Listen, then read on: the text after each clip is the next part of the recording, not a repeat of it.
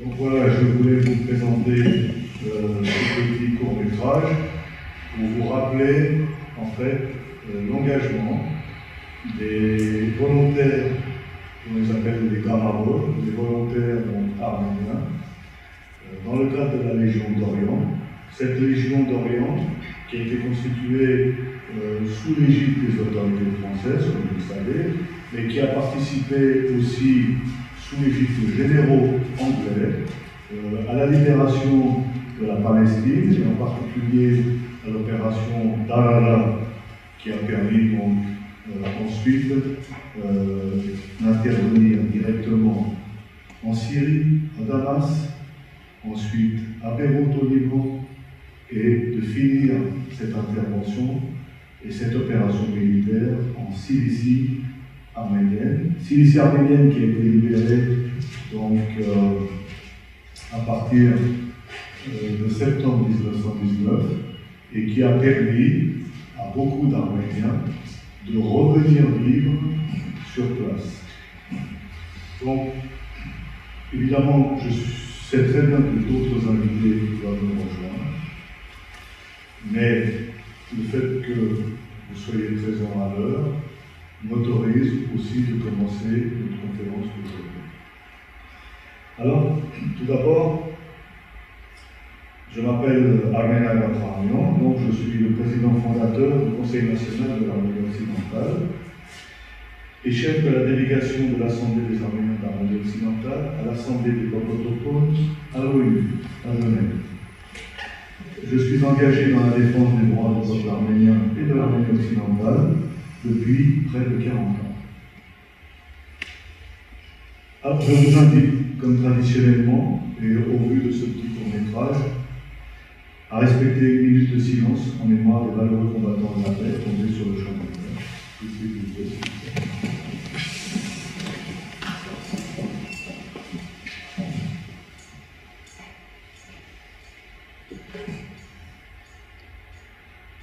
Merci.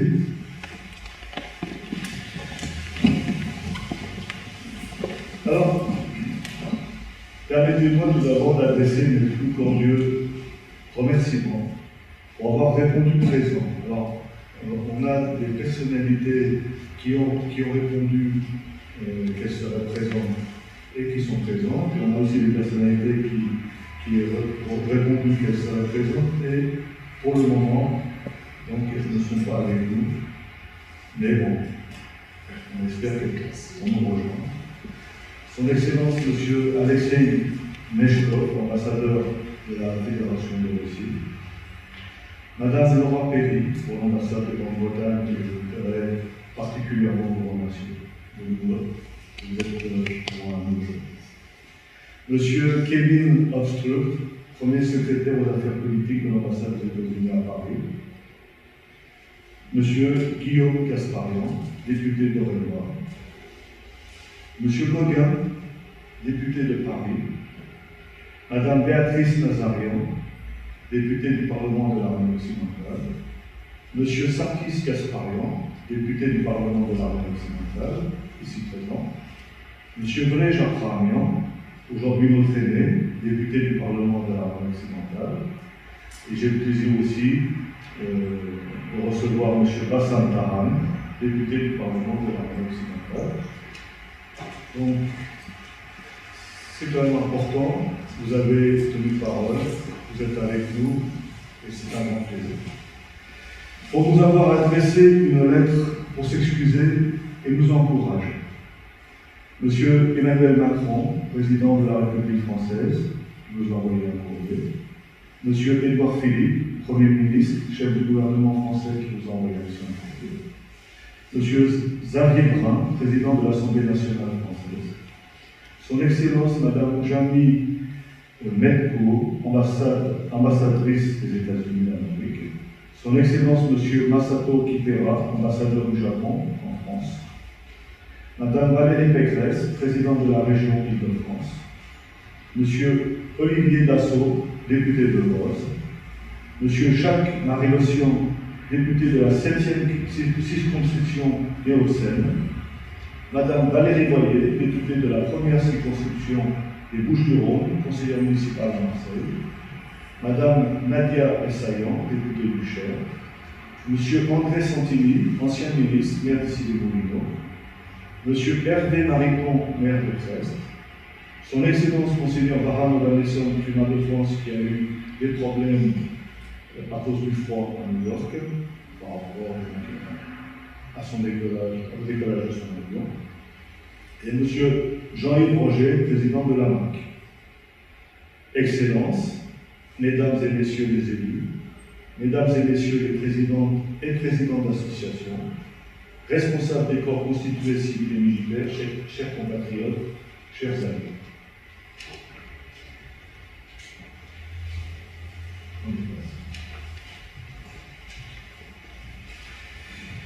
Aujourd'hui, l'occasion m'est donnée de vous adresser tous mes meilleurs vœux pour cette nouvelle année 2018. L'année du début des centenaires pour la Terre. Mes vœux pour vous et pour votre famille.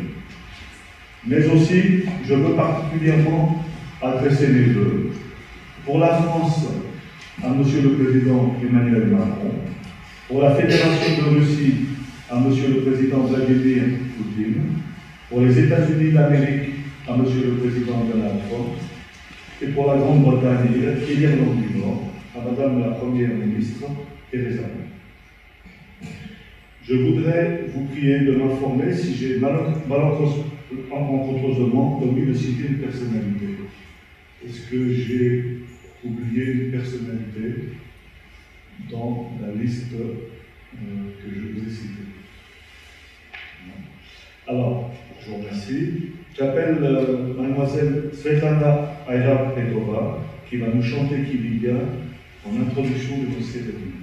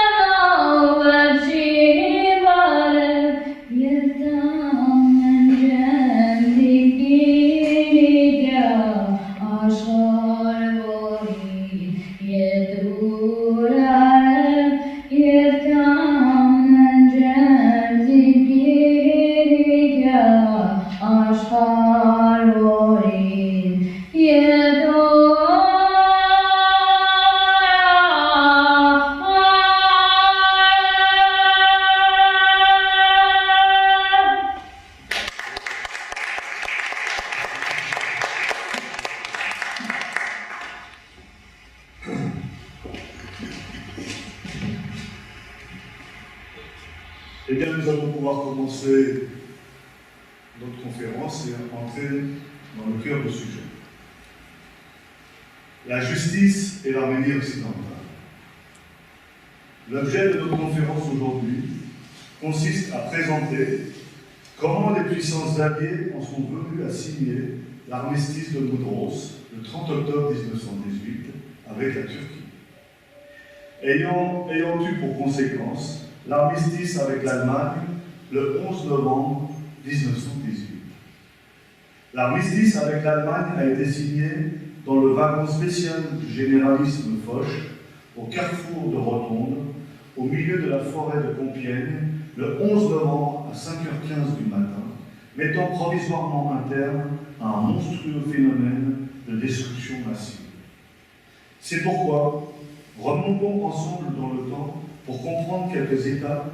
Voici ma lecture des faits. Il n'est aucune idée générale qui semble plus accessible à l'esprit que celle de la justice.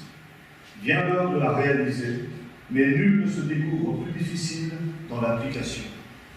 Pourtant, une chose aussi complexe, aussi énorme et aussi insolite que la conférence actuelle ne saurait aller sans frottement et sans heurts, car c'est le moment tant attendu des réclamations. On chicane aujourd'hui encore sur le droit à l'autodétermination des peuples en l'opposant à l'intégrité territoriale des États. Mais que dire d'un pays qui a tout obtenu, du génocide à son indépendance, mais qui n'existe pas encore? Cette patrie muette, cette patrie fantôme, c'est l'Arménie occidentale. Cherchez dans la longue liste des États. Vous trouverez jusqu'à Panama ou Libéria, mais vous ne trouverez pas l'Arménie occidentale. Pourquoi? De 1894 à 1923, de monstrueux massacres osés avec impunité par 3 gouvernements successifs turcs ont violé et ont révolté le monde civilisé. Le sort de l'Arménie, enclave chrétienne en Asie mineure, ancien royaume ayant eu des princes français, ayant témoigné d'une civilisation raffinée, livrée à la sauvagerie ottomane, vouée ouvertement à l'extermination, ce sort a soulevé l'indignation. L'Allemagne, en échange de la concession du Bagdad-Bram, a jadis donné carte blanche au Sultan rouge, son ami et complice. L'Allemagne était derrière la Turquie, elle partageait son horrible responsabilité dans le projet de supprimer une race gênante dont l'histoire avait été grande et dont l'idéal persistait tenace. Donc, vœux, ligue, manifeste de Morézin, c'est à peine si en 1913, les puissances élaboraient un timide statut protecteur de l'Arménie, plaçant le statut politique de ce peuple sous la garantie des grandes puissances auxquelles de nouvelles tueries répondaient.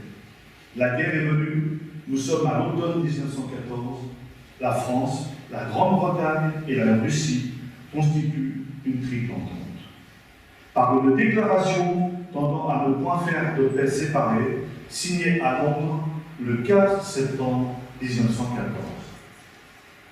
Dès lors, la Russie envoie un ultimatum à la Turquie en date du 30 octobre 1914.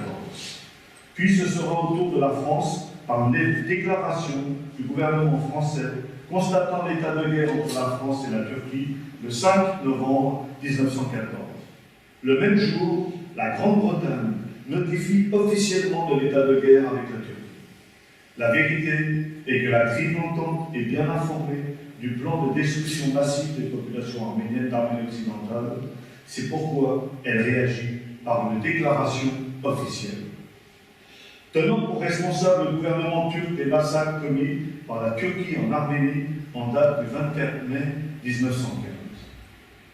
On peut souligner dans cette déclaration que pour la première fois, qu'en présence de ces nouveaux crimes contre l'humanité et la civilisation, quand on parle de nouveau, ce que ça signifie qu'on prend aussi compte de ce qui s'est passé avant.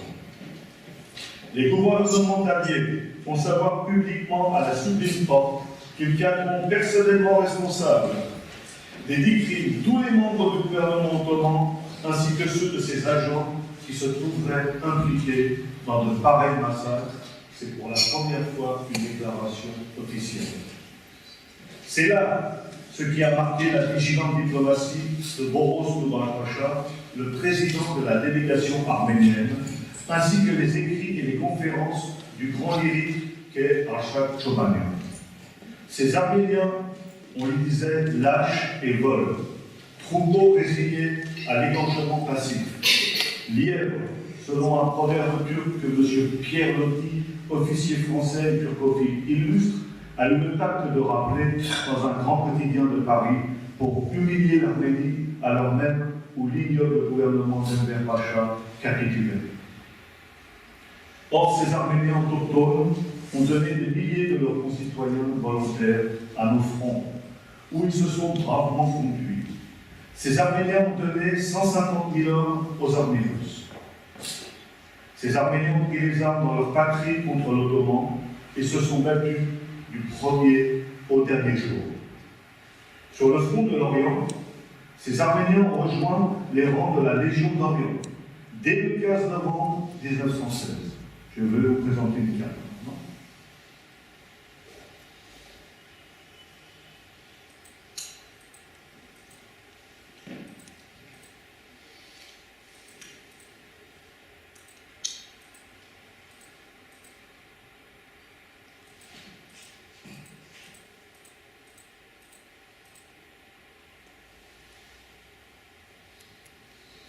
Sous les ordres de l'armée française et anglaise, qui a eu pour conséquence la libération de Jérusalem le 9 décembre 1917, sous les ordres du général Allenby. La libération de la Palestine avec la bataille d'Arara le 19 septembre 1918. Sous les ordres du lieutenant-colonel Romieux. La libération de la Syrie, la libération du Liban, puis la libération de la Cilicie arménienne, promue à être indépendante, et enfin faisant plier les armées ottomanes, permettant la signature de l'armistice de Mudros le 30 octobre 1918. Je souhaite rappeler que la formation de la Légion d'Orient puis arménienne ne peut se comprendre sans revenir au massacre et aux déportations des Arméniens de Cilicie lancés à l'été 1915. L'histoire de la création de la Légion est indissociablement liée aux actes héroïques d'autodéfense dans la région de Moussada en août 1915. Singulier lièvre, en vérité. La Russie tsariste a aussi collaboré à la délivrance de leur patrie, l'Arménie turque ou l'Arménie occidentale. Aussi, sur le front de l'Arménie occidentale, au moment de la déportation en masse des populations autochtones arméniennes, le 16 février 1916, la Russie avait déjà libéré Erzurum et Trébizond. C'est-à-dire que la Russie avait pénétré en territoire ottoman jusqu'à 600 km. Elle avait avancé ses troupes dans la direction de Sébastien, Sivas.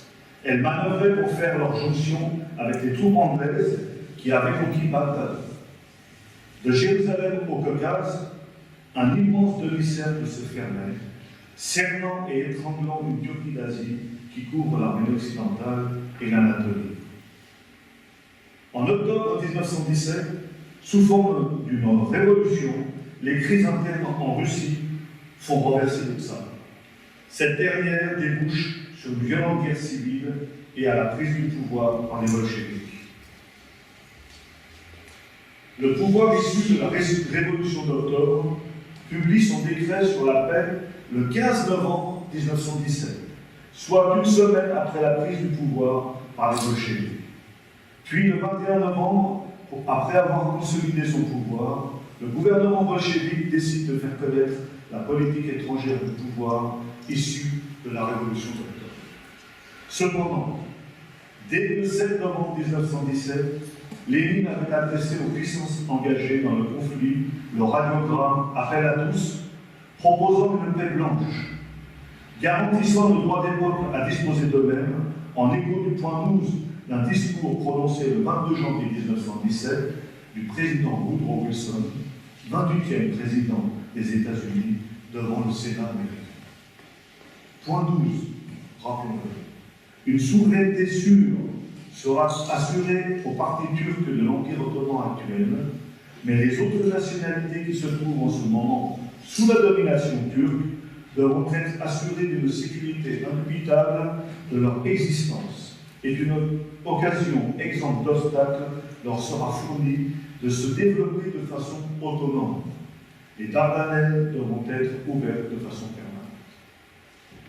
Cette paix blanche, sous forme de décret, fixe l'horizon de la politique bolchevique, la recherche de la paix générale, sans annexion ni indemnité. Il suscite une franche hostilité des Alliés, appuyée sur le texte déclaratif du pacte de 4 septembre 1914 entre les Alliés, comme le rappelle Clémenceau dans une note qu'il fait parvenir aux Alliés. Mettant l'application du décret sur la paix, le nouveau commandant en chef de l'armée russe demande l'ouverture des négociations entre la Russie et les puissances centrales dès le 26 novembre 1917. C'est-à-dire, après 3 années de guerre, des millions de victimes et l'effondrement des forces turco-allemandes, l'armistice d'Erzincan, signé le 18 décembre 1917, mit fin au conflit entre l'Empire ottoman et la Russie bolchevique, dans le cadre de la campagne perse et du Caucase sur le front du Moyen-Orient. Il fut signé entre la 3e armée ottomane et le comité spécial de Transcaucasie, à la suite de l'arrivée au pouvoir des bolcheviks en Russie. 1 an avant l'armistice de Mudros. Cet armistice voit ainsi le retrait des troupes russes d'Arménie turque, qu'on appelle Arménie occidentale, de Perse et du Caucase, et sera suivi peu de temps après par le traité de Brest-Litovsk avec l'Empire allemand en mars 1918, qui voit le désengagement de la Russie de la Première Guerre mondiale. Les forces britanniques déployées au Caucase durent être rappelées en Palestine et en Mésopotamie à cause de la pression exercée par l'armée ottomane dans la région. Au même moment, les Turcs, jadis exténués, reprennent confiance et audace grâce à l'ignominie maximaliste. Ils songent à reconquérir Bagdad. Écrasant ce qui reste de l'Arménie turque, ils envisagent de s'emparer du Caucase et poussent leurs colonnes vers la Perse pour descendre sur le flanc des Anglais et garantir à l'ambition allemande cette route d'Asie crue à jamais perdue. Qui se dresserait contre eux? Qui le pourrait et l'oserait, pourtant quelqu'un d'autre? Ce quelqu'un, c'est l'Arménie occidentale. Cette Arménie turque, épuisée de sang, cette Arménie encerclée, sans main, sans appui, sans espoir, cette Arménie qui pousse à son tour le cri sublime d'ici, debout les morts. Et elle se lève contre le Turc. Elle lui barre la route. Elle se bat. Elle le tient en échec sur les chemins de Perse et de Mésopotamie. Elle résiste victorieusement à Van, à Kars, à Bakou, contre l'Yenne enragé. Un autre coup lui est venu, les Géorgiens, qui luttaient de concert avec eux. L'autre nation chrétienne vient d'accepter une paix turco-allemande et de poser les armes. Tant pis, et quand même. Les Arméniens continuent à combattre sous les ordres du général Andranik. Combien sont-ils? Où prennent-ils les armes et les livres? Comment y a-t-il encore des Arméniens depuis qu'on égorge hommes, femmes et enfants? Nous ne savons pas. Nous ne faisons qu'entrevoir le drame grandiose et épouvantable. Nous pouvons seulement dire qu'une action sublime se développe. Suite à l'armistice d'Erzincan avec la Turquie, Lénine décide de changer tout cela. Il appelle son armée à lâcher pied et à se retirer de l'Arménie turque. Vahan Deryan avait étayé au même moment, Vahan Deryan, membre du comité exécutif central, suite à sa détermination, à sa ténacité, présente un mémoire à Lénine. Ce dernier le complimente et il donne des directives à Staline pour établir un projet de décret. Vahan Deryan avait étayé son rapport avec des données, notant qu'au XVIIe siècle, les Arméniens de l'Arménie occidentale constituaient 98% de la population totale, les musulmans seulement 2%. Comme conséquence de la politique d'extermination en 1914, les Arméniens ne représentaient plus que 42%. Les autres 58% étaient composés de Grecs, Yézidis, Gezilbash est turc, avec une population musulmane de 38%. Il fait également la remarque suivante. Le pourcentage de la population arménienne en Arménie occidentale aurait considérablement accru s'il existait des conditions de garantie élémentaire protégeant les biens et les êtres. Cela aurait permis le retour de centaines de milliers d'Arméniens exilés, établis dans divers pays, mais qui n'avaient pas coupé les ponts avec leur patrie et étaient prêts à entrer, dès la première occasion, dans leur foyer natal dévasté. C'est à ce moment que Vahan Ravatessov, Brochian et Vahan Terian, après avoir une nouvelle fois rencontré Lénine, ont appelé Stéphane Chaounian, qui avait déjà travaillé sur la question. Ainsi, la question de l'indépendance de l'Arménie turque, c'est-à-dire de l'Arménie occidentale, par la Russie, a été résolue de manière positive et le projet de décret a été présenté une première fois par le comité du Conseil des peuples le 20 décembre 1917. Puis, il a été présenté une seconde fois, 3 jours plus tard, mais après de multiples modifications. Ce sera le 29 décembre 1917, calendrier julien ancien style, c'est-à-dire le 11 janvier 1918, calendrier grégorien nouveau style, qui fut approuvé. C'est ce qui nous a permis de nous retrouver aujourd'hui. Décret sur l'Arménie turque du 11 janvier 1918. Le Soviet des commissaires du peuple annonce au peuple arménien que le gouvernement des travailleurs et paysans de Russie soutient le droit des Arméniens d'Arménie turque occupés par la Russie à l'autodétermination jusqu'à leur entière indépendance. Le Soviet des commissaires du peuple estime que la réalisation de ce droit n'est possible par l'intermédiaire d'un référendum libre du peuple arménien, qu'après un certain nombre de garanties préalables absolument indispensables. Le Soviet des commissaires du peuple considère indispensables les garanties suivantes. Premièrement, évacuation des troupes hors de l'Arménie turque et organisation rapide d'une milice populaire arménienne afin de garantir la sécurité des biens et des personnes des habitants de l'Arménie turque. Deuxièmement, droit au retour sans condition des réfugiés arméniens et également des émigrés arméniens dispersés dans différents pays dans le territoire de l'Arménie turque. Troisièmement, droit au retour sans condition dans le territoire de l'Arménie turque des Arméniens déplacés de force au fin fond de la Turquie par les autorités turques pendant la guerre, sujet sur lequel le Soviet des commissaires au peuple insistera pendant les pourparlers de paix auprès des autorités turques. Quatrièmement, formation d'une gouvernance populaire provisoire en Arménie turque, élue sur des bases démocratiques et dévolue au commissaire extraordinaire provisoire aux affaires du Caucase, Stéphane Chaounian, la mission d'aider de toutes les façons possibles la population de l'Arménie turque à réaliser les points 2 et 4. Je voudrais rappeler aujourd'hui que ce décret fait partie de la première constitution de la Fédération de Russie, comme l'État continuateur, première constitution qui a eu lieu le 10 juillet 1918, titre 1er, chapitre 3, article 6.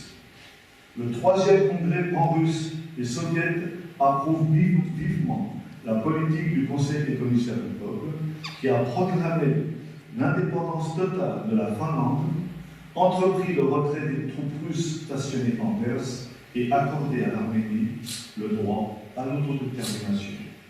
C'est un texte important, c'est un article important, puisqu'il précise les choses au sein même de cette constitution de la Fédération de Russie aujourd'hui en tant qu'État continuateur.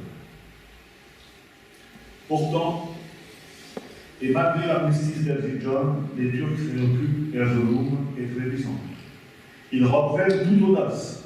Ils rêvent de ressaisir les routes de Perse pour tourner les Britanniques en Mésopotamie et reprendre Bagdad. Contre eux, qui se répand? Une poignée d'hommes désespérés, les Arméniens du général Anfrani, ils sont restés seuls devant un ennemi féroce. Les Anglais de Mésopotamie ont dit aux Arméniens: tenez bon, couvrez-nous de l'attaque turque qui se glisse par la frontière persane pour nous prendre de flanc et nous viendrons vous aider. Les Arméniens ont tenu désespérément les Anglais n'ont pas pu venir. Les Turco-Allemands ont dit aux Arméniens d'Arménie occidentale, nous vous offrons un accord et nous vous reconnaissons État indépendant. Nous vous avons considéré toujours comme nos ennemis, amis de l'entente. Lâchez l'entente qui ne fait rien pour vous. Les Arméniens ont répondu, notre cœur et notre honneur sont voués à l'entente. Nous périrons s'il le faut jusqu'au dernier. Pas d'accord, pas de paix entre vous et nous, et ils ont défendu Bakou. Sans secours, sauf quelques centaines de Britanniques sans canon, les Arméniens ont dû céder Bakou et retraiter en sauvant une partie de la population. C'est le dernier succès turc avant la chute des MBR d'État. Mais peu de jours après, des notes étaient envoyées à toute l'Europe pour parler de la défection arménienne à Bakou le 4 juin 1918, au même moment où la Légion d'Orient libère la Cilicie. Il fallut qu'un loyal rapport de l'ordre Cécile rétablisse la belle et fière vérité. À ces Arméniens décimés dont l'héroïque bataille de 4 ans, sans munitions ni vivres, était un mystère de stupéfiante endurance, on ne se bornait pas à souhaiter la mort, on ajoutait la calomnie. Comme les austrophiles, les turcophiles ont agi jusqu'au bout dans leur basse œuvre, les faits sont clairs. Ces lièvres, qui avaient 1000 excuses pour demander grâce et nous lâcher, se sont conduits en braves et sans espoir, rien que pour l'idéal de l'entente. On se demande comment ils ne sont pas tous morts. Qu'est-ce que nous avons fait pour ces amis-là? Rien du tout, parce que l'Arménie occidentale, ça n'existe pas. C'est une expression géographique. Parfaitement. Lisez les clauses étonnantes de l'armistice accordé aux Turcs le 30 octobre 1918 à Mudros, un peu moins d'un an après l'armistice d'Erzincan, sans lequel il n'y aurait pas eu d'armistice de Mudros. Article 16, reddition de toutes les organisations du Hejaz, Assyrie, Yémen, de la Syrie et de la Mésopotamie, au commandement allié le plus rapproché, et retraite des troupes de Cilicie, exception faite pour celles qui sont nécessaires au maintien de l'ordre. Article 24, dans le cas où des désordres se produiraient dans les 6 vilayets arméniens, les alliés se réservent le droit d'occuper toute portion des vilayets. De quoi parlons-nous? On en revient aux vilayets arméniens, situation géographique du traité de Berlin, en remplaçant une Arménie, un pays, notifié dans le traité de San Stefano. Effectivement, les mots ont un sens. L'Arménie occidentale tout court, chimère. Protégée, chimère. Les massacres kémalistes continuent en Cilicie. Est-ce qu'on désarme la soldatesse ottomane et kurde? Est-ce qu'on va chercher dans les harems des milliers d'esclaves cachés? L'Arménie, c'est la racine d'une humanité, d'un peuple, avec une histoire et une culture, une foi et une langue issue des profondeurs du temps. C'est mieux qu'une nationalité, c'est une nation qui, usurpée, souillée, assassinée, lue pied à pied, elle s'est saignée pour elle comme pour nous, et elle nous appelle. Quelle croix de guerre lui donner? La reconnaître comme État indépendant, autonome, et comme alliée et co-belligérante, l'admettre au Congrès, lui rendre son territoire historique. C'est ce qui a été fait pour les Tchécoslovaques et pour les Yougoslaves.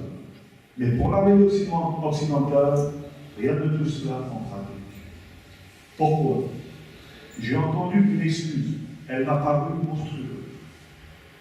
On allègue que l'Arménie occidentale est tellement dépeuplée suite au génocide que ses survivants ne sauraient réoccuper ces territoires primitifs. C'est la prime au massacre. Si on avait tenu ce propos après Navarin en 1827 et après la retraite de Serbie en 1917, il n'y aurait plus eu de Grèce ni plus de Serbie. Il est indécent aux Arméniens de n'avoir pas disparu entièrement sous le couteau du boucher. Ces suppliciés récalcitrants sont encore debout. Est-ce qu'on projette de leur fabriquer une toute petite Arménie à leur taille? Pourtant, c'est ce qui a été planifié avec la venue des jeunes Turcs au pouvoir en 1908, qui a abouti en 1991 à la formation d'une Arménie du Caucase, un programme qui a duré 83 ans. Et le reste, à qui l'adjurera-t-on? Assurément on a été même jusqu'à reconnaître la qualité légitime d'État indépendant et souverain en Arménie occidentale en 1920. On ne peut plus renier sur leur patrie. Et est-ce pour cela qu'on a hésité d'aller au bout devant un acte de pure justice? Mais il est dit par un certain président Wilson et accepté par l'univers que les peuples ne doivent plus être traités en objet d'échange. Alors, quel sens reste aux expressions Arménie turque, Arménie russe? Et qu'est-ce que l'expression petite Cilicie des diplomates? Tout cela, c'est l'Arménie-nation, opprimée, puis délivrée, qui ne devait retomber ni aux mains turques ni aux mains kurdes, mais être elle-même chez elle. Autrement, l'exception de traitement est inexplicable. Or, non seulement l'Arménie occidentale turque a été reconnue, existante politiquement par la France lors de la constitution de l'embryon de son armée nationale, puis par la Russie, par son décret sur son droit à l'autodétermination jusqu'à son indépendance, mais elle a été reconnue par le Conseil suprême des Alliés, donc par plus de 15 États de facto le 19 janvier 1920, et de jure le 11 mai 1920, avec une résolution spécifique 359 du Sénat américain. Non seulement en sa présence, la Turquie a elle-même signé le traité de Sèvres, mais ses frontières avec la Turquie ont fait l'objet d'une sentence arbitrale que je vais vous présenter.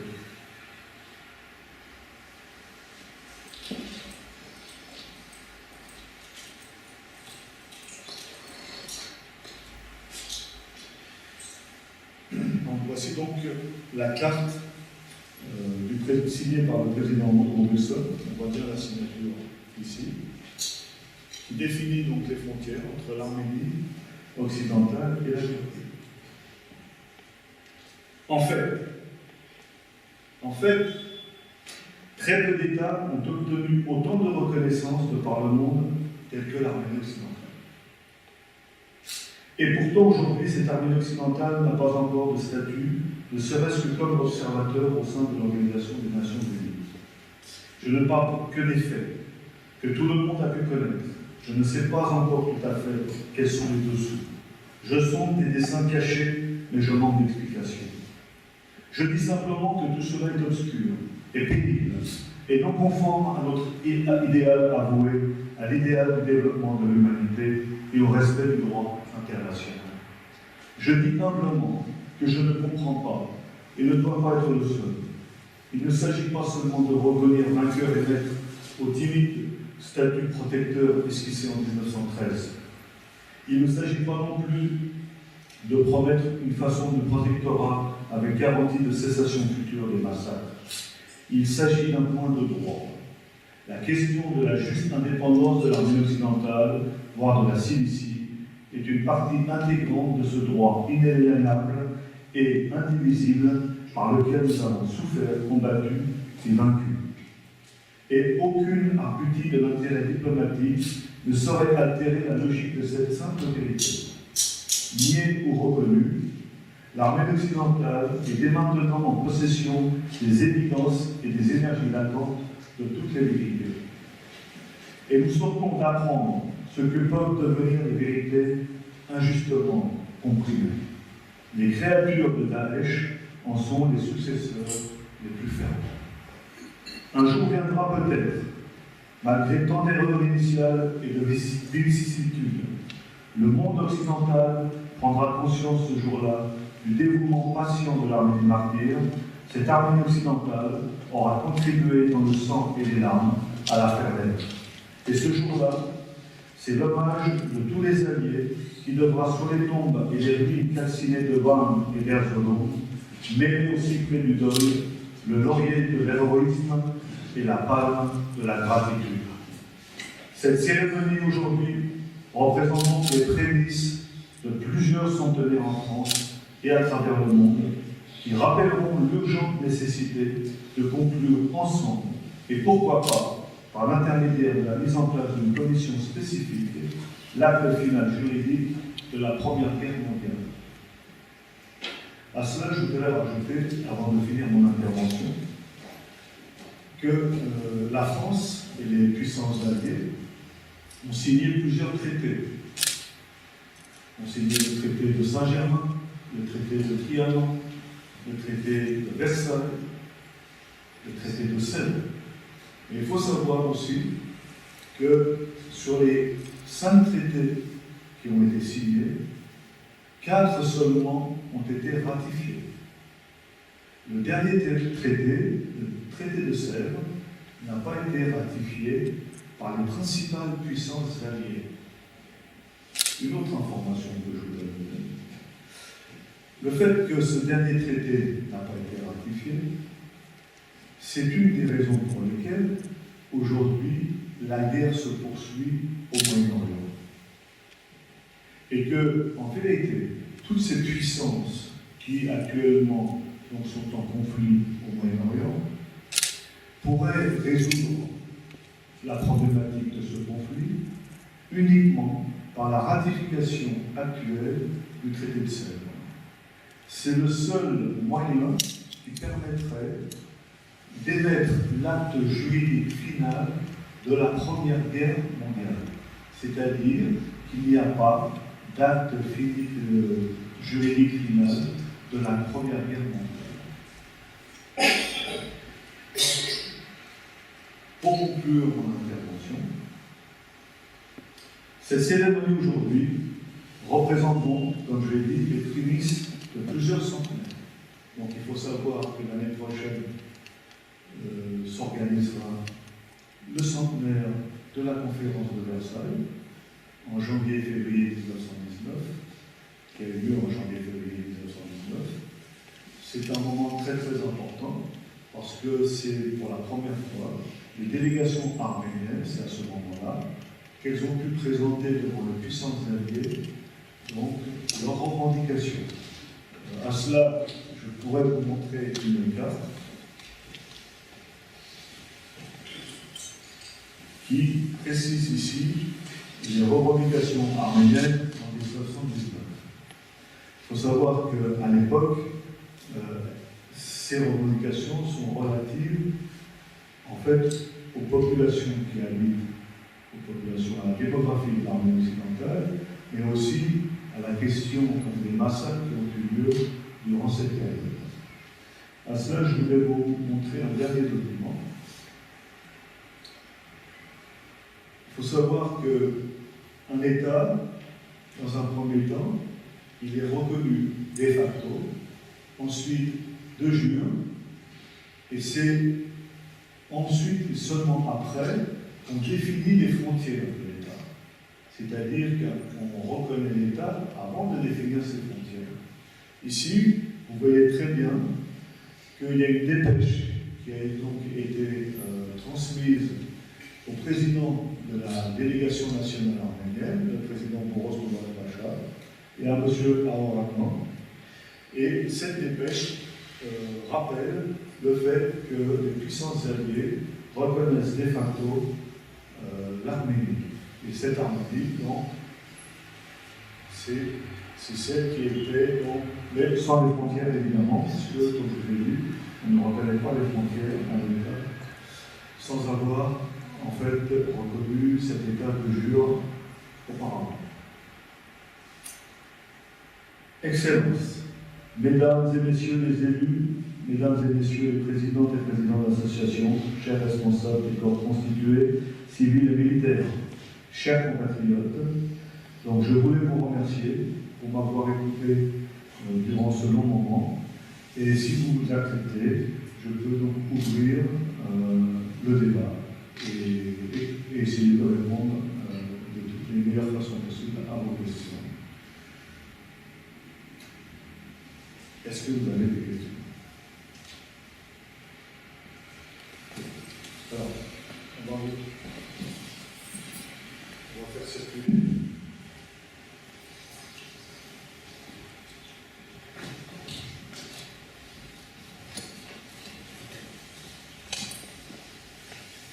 Merci. Bonsoir. Bonsoir. Vous avez parlé du traité de Sèvres, de sa ratification communiquée. partiellement. Est-ce que vous pouvez parler aussi du traité de Lausanne? J'entends mal. Est-ce que vous pouvez parler aussi du traité de Lausanne pour faire une relation avec le traité de Genève?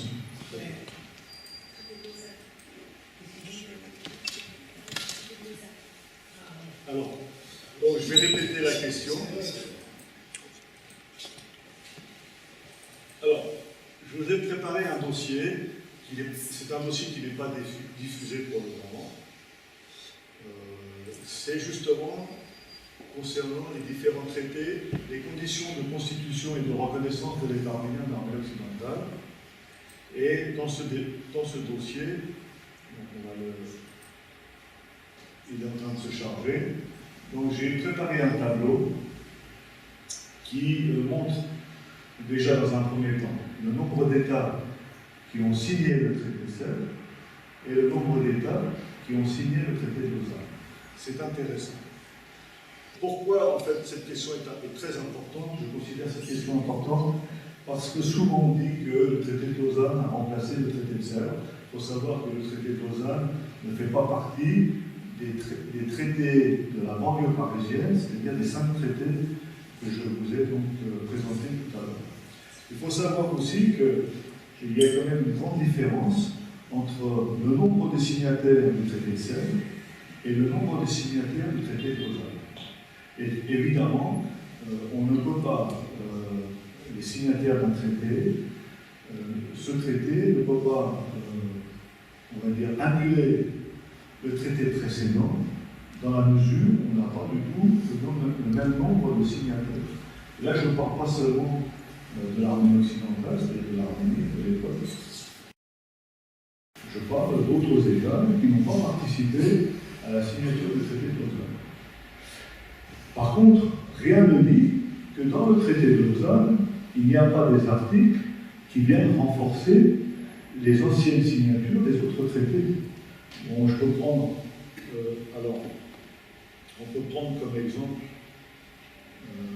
par exemple, 2 articles qui sont intéressants, qui font partie du traité de Lausanne, mais qui viennent peut-être renforcer, on va dire, la juridiction du traité de Sèvres.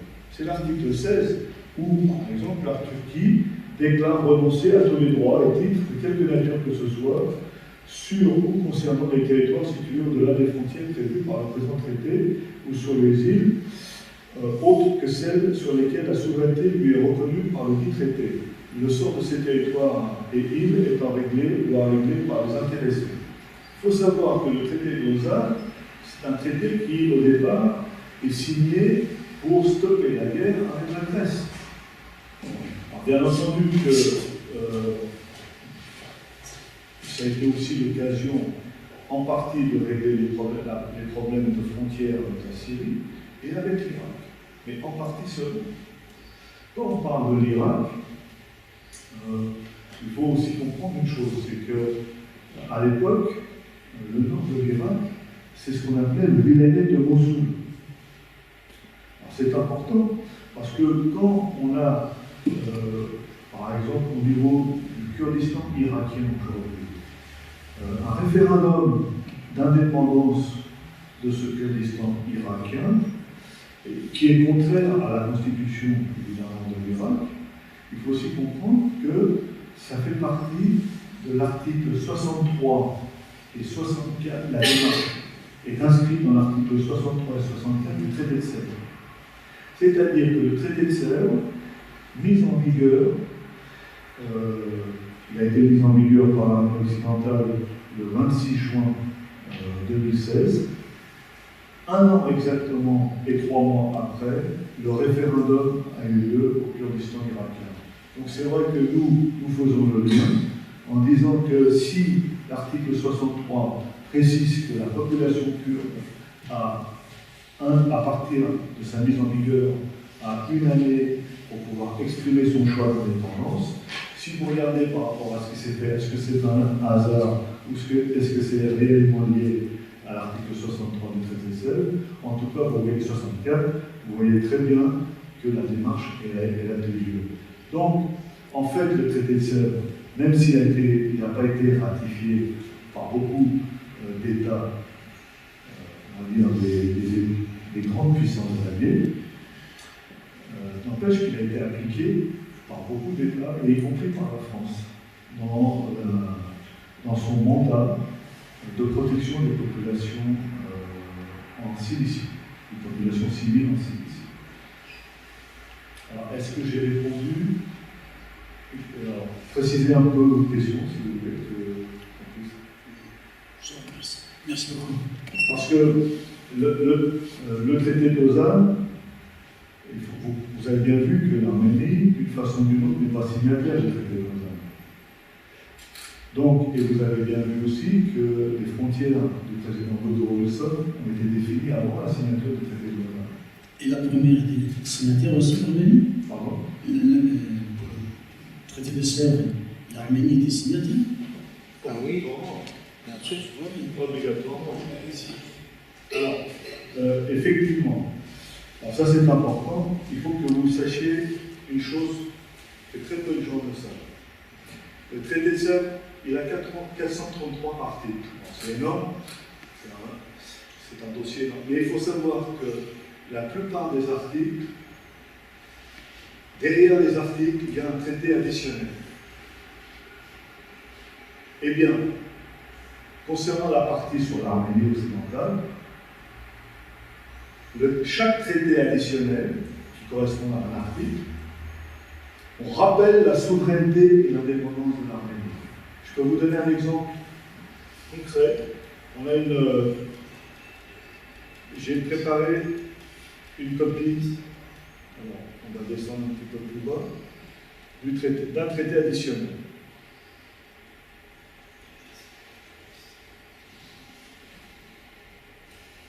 Voilà, regardez. Voilà, ça c'est l'original, ce que vous voyez là. Alors, comment se présente ce traité additionnel? Ce n'est pas le traité de Sèvres, c'est le traité additionnel de l'article 93. Alors, comment il se présente? On voit bien l'Empire britannique. Alors, l'Empire britannique en 1920, je me dis si je me trompe, ce n'est pas le même État qu'aujourd'hui.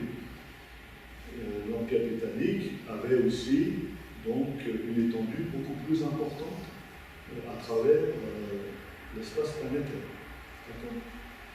Alors, vous avez, ça ce sont les principales puissances alliées.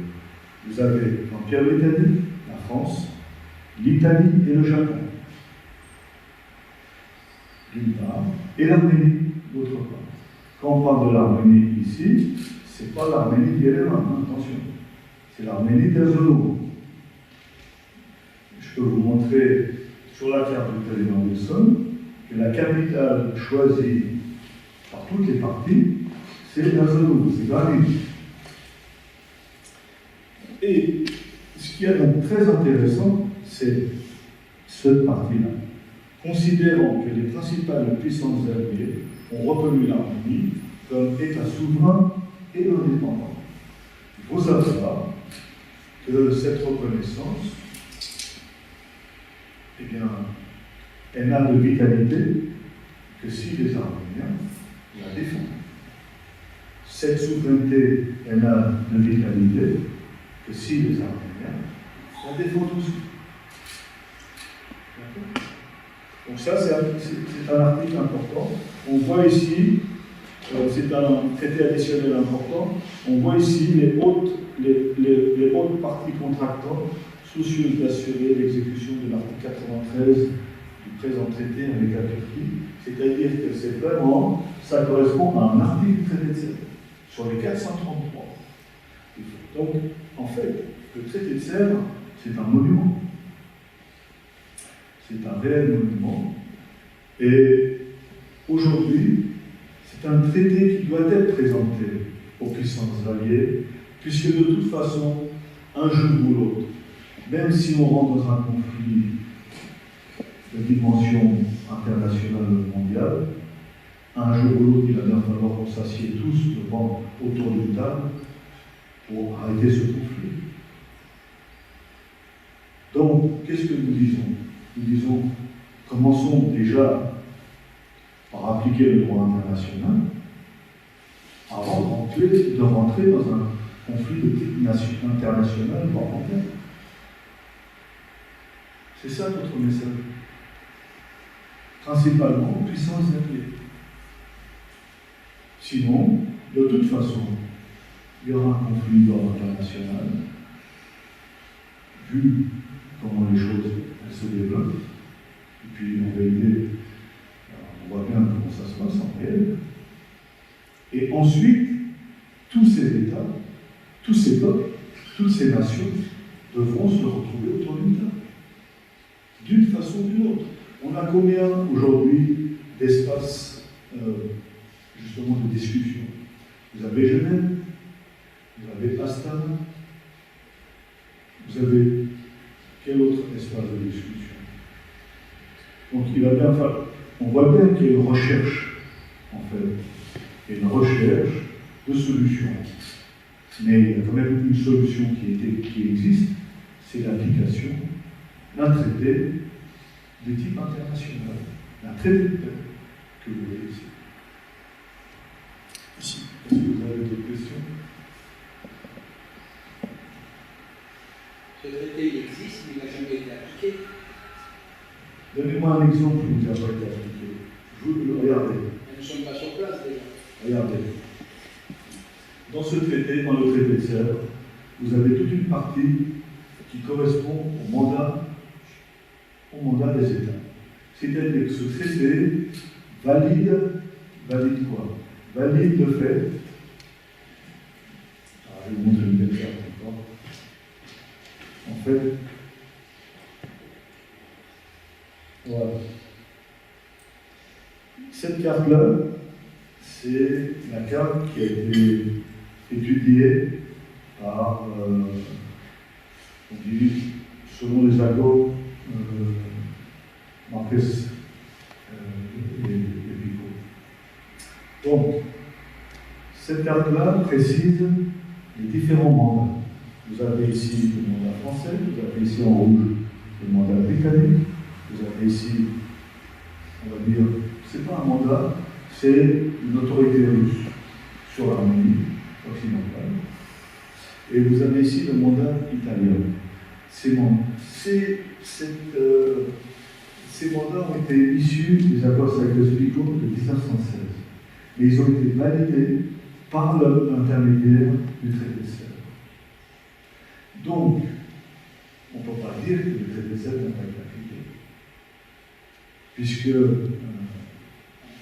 Dans les faits, il n'y a rien qui a été appliqué, c'est plus tard. On a colorié, mais qu'est-ce qui s'est passé? Alors, ce qui s'est passé, c'est qu'il y a eu un démantèlement de l'Empire ottoman.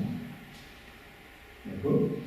Ensuite, il y a eu quand même des millions de gens qui sont tombés pour le démantèlement de l'Empire ottoman. Il y a eu des États, l'Italie, la Grande-Bretagne, la France, qui ont participé. Et ensuite, il y a eu la création de l'Irak. Sans le démantèlement de l'Empire ottoman, vous n'auriez pas eu la formation de l'Irak, vous n'auriez pas eu la formation de la Syrie, vous n'auriez pas eu la formation du Liban. Donc il y a bien eu des choses qui se sont passées. Il y a eu une application, mais il n'y a pas eu une réalité juridique de cette application. C'est ça mon message. C'est-à-dire qu'il y a bien eu des choses qui se sont passées, mais il n'y a pas eu de réalité juridique. Comment se fait-il? Je vous donne un exemple. Pour l'Irak, le Kurdistan irakien a été formé sous l'appui de la Constitution de 2005 dans le cadre d'une autonomie pour que justement les Kurdes ne se rendent pas indépendants du pays irakien, de l'État irakien. Et pourtant, malgré le fait que les Kurdes ont obtenu cette autonomie qui leur donne relativement beaucoup de droits, ils ont quand même souhaité faire organiser un référendum sur l'indépendance. Pourquoi? Parce qu'ils avaient sûrement des obligations. Ça ne veut pas dire pour ça qu'ils ont appliqué cette indépendance qui a été votée à 98%. Mais ils ont fait une démarche juridique qui correspond pour nous, dans notre lecture des faits, aux articles 63-64 du Code pénal. Parce qu'il n'y a que là qu'on voit, et que juste dans cet article-là, qu'on voit préciser justement que les Kurdes ont la possibilité de faire cette démarche. Sinon, il n'y a aucun support juridique qui appuie le référendum de cette année dernière, en dehors du fait d'une autodétermination, mais là on ne parle pas d'autodétermination, on parle carrément d'indépendance, ce qui n'est pas la même chose. Bon, ce que je veux dire, c'est qu'il y a une Turquie de facto et qu'il y a une Turquie de jure et que ce n'est pas la même. Et si nous, et si les peuples ne travaillons pas avec les États pour pouvoir leur expliquer, leur rappeler les situations juridiques, effectivement, personne ne tient compte de nos positions dans ce cas.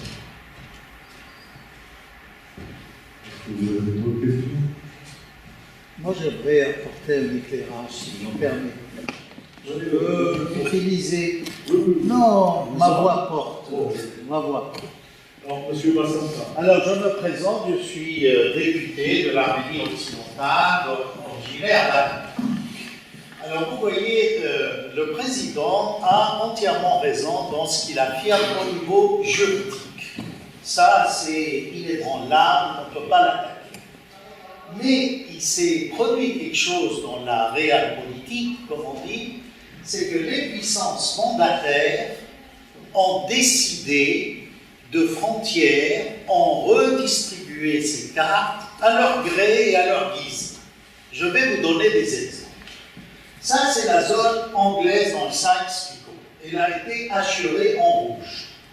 La zone bleue, c'est la zone française. D'ailleurs, vous voyez ici, regardez qu'en principe, pourquoi on a fait ça, hein?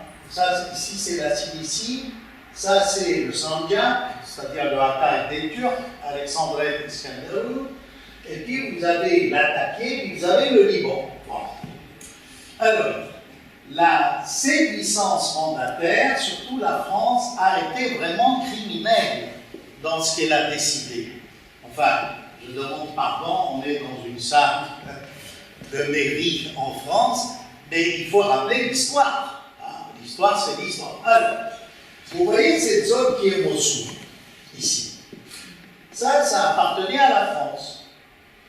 La France va donner ça à l'Angleterre. Vous voyez que là, il n'y a aucun texte juridique, rien. On va dire, on va vous donner tout le nord, et en contrepartie, on aura 24,5% de la compagnie du pétrole irako-britannique. Vous voyez? Bon, donc, cette partie va faire, la wilayette de Mossoul va faire partie de l'Irak. Mais sur quoi on se fonde? Rien du tout. Hein? C'est une entente entre l'Angleterre et la France. Continuons. Les Arméniens étaient là en nombre d'1 million, à peu près 750 000, 1 million, c'est discutable. Mais au moins, disons 1 million pour arrondir. Alors, la France, au lieu de les défendre, hein, elle va les évacuer.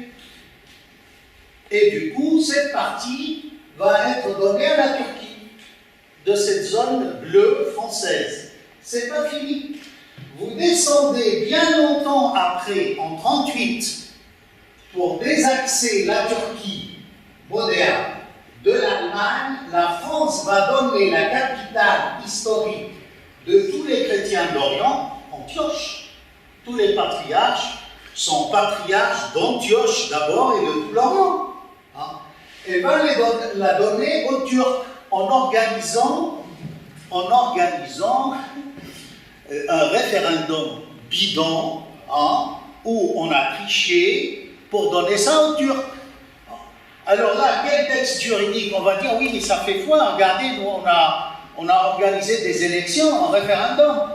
Oui, mais ça dépend de quoi? C'est qu'on revient.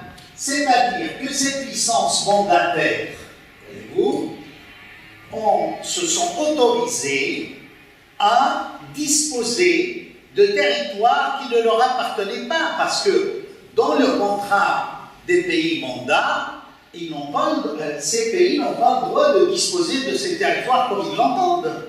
Voyez-vous? Maintenant, comment on en est arrivé là? Et parce que ces peuples-là n'étaient pas armés pour... ils ont essayé de lutter, hein, mais ils ont été massacrés, comme vous le savez. Bon. Alors, c'est pas fini. C'est que, pourquoi cette zone bleue? Après, on a créé le Liban. Alors que le Liban dépendait après l'histoire de Lawrence d'Arabie de Damas, n'est-ce pas? Ils avaient créé un parlement où le Liban dépendait d'un grand État arabe promis par les Anglais au shérif de la Mecque, Hussein, n'est-ce pas, pour régner. C'est pour ça que vous avez vu dans le traité de Sèvres, Hijaz. C'est quoi le Hijaz? Il n'y avait pas. Hijaz, c'est un nom géographique. Ça réfère au shérif de la Mecque, n'est-ce pas, à qui les Anglais avaient promis un grand État arabe où on englobait tous ces gens-là. Et quand on lui a dit on va vous retrancher les chrétiens en parlant des Arméniens et des Libanais, il a dit non, ce sont des gens qui ont le même sang que nous. C'est dit dans la correspondance MacMahon, hein, l'anglais, et le shérif de la Mecque. Bien, c'est pas fini. Il n'y a pas que le Liban, le Hatay ou le Sanjak, n'est-ce pas, d'Alexandrie. Vous voyez cette frontière. En principe, tout ça dépendait de la Syrie. Et bien, par 3 fois, la France va baisser la ligne de frontière avec la Turquie de manière à, ratifier, si je puis dire, familièrement, tout ça et donner ça à la Turquie. Voyez-vous? Maintenant, il en est de même de la Palestine, parce que comment les Israéliens, à la fin, ont pu prendre, c'est pareil, les Anglais, un beau jour, c'était le 23 avril, hein, ils ont dit, nous, on n'est plus mandataires. Vous vous rendez compte? Mais c'est une mascarade. Donc, on n'est plus mandataire, on se retire. Et les autres sont entrés par des forces armées. Alors, quand vous regardez ça, on rigole, on dit, mais enfin, où est le droit dans tout cela, hein? C'est-à-dire, si on veut jouer la carte d'une politique réelle, hein, à ce moment-là, il y a beaucoup de revendications. Il en est de même cette zone, n'est-ce pas, qui était anglaise. Pourquoi la Jordanie ne dépend pas d'Irak? Pourquoi la Jordanie ne dépend pas de Damas, hein? Puisque c'est la zone Damas Sud. Et c'est tout bêtement, il fallait créer un État tampon face à Israël. Hein? Comme ces Hachémites à qui on a promis un grand État ont été chassés par les Séoudes, il a bien fallu leur faire un pays, un lot de consolation. Et c'était la Jordanie, ils ont créé la Jordanie.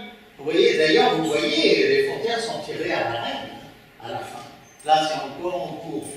Alors, vous voyez, face aux revendications de notre président, c'est vrai qu'il y a des problèmes juridiques, mais réellement, là, dans la politique, il faut passer à l'action.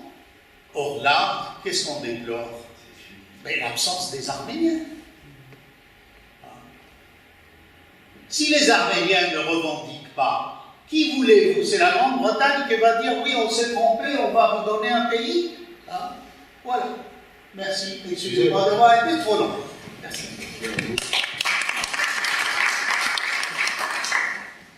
Chers amis, chers compatriotes, Excellence, est-ce que vous avez une question?